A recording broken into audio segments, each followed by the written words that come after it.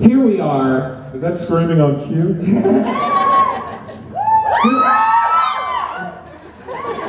Here we are, 20 years after the fact, and probably Is it 20? Yeah. And 40.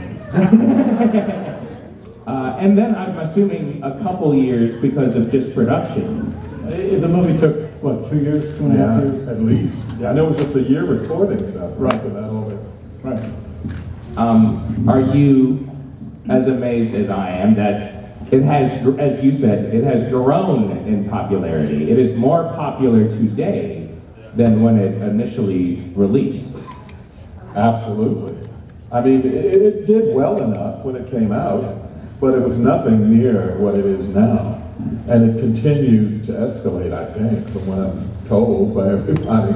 Yeah, and it's interesting because I think what's happened is that a lot of people watched it. A lot of you were kids when you first watched it, right? And a lot of you are old enough now that you're watching it with your kids. That's the way it happens. The Disney exponent. Yeah, it grows exponentially. Yeah. You know. We'll start at the beginning. I was born. The audition. I mean, did they call you? Did they seek you out?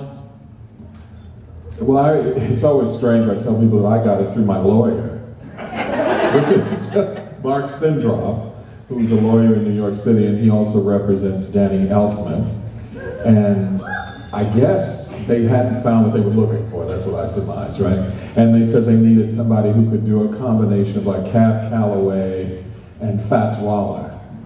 Boom! And I said, he said, I didn't say anything. He said, I think I have a person for you, make a long story short. And that's kind of how I got there. And I was called to go to an audition. I didn't know anything about it. I just knew that the movie was being, that it was Tim Burton's idea. I knew Tim wasn't directing it, that Henry Selick was directing it. And I went in and I read lines for Jack. And then I think like a few days later, I got a call. They want you in San Francisco in a couple of days. That was it. To start recording? Yeah. Already? Wow. Yeah. And so you were... They had, when I was hired, they had already recorded all of Danny's songs, and they had animated them.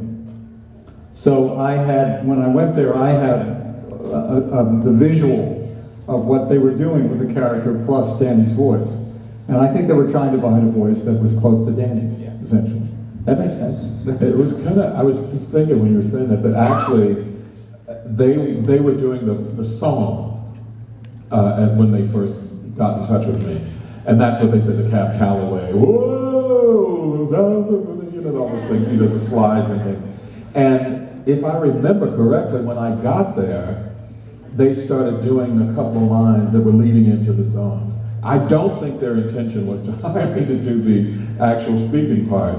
And then they asked me, well, what would your take be? And they showed me a few sketches and things because they hadn't done anything yet on Boogie.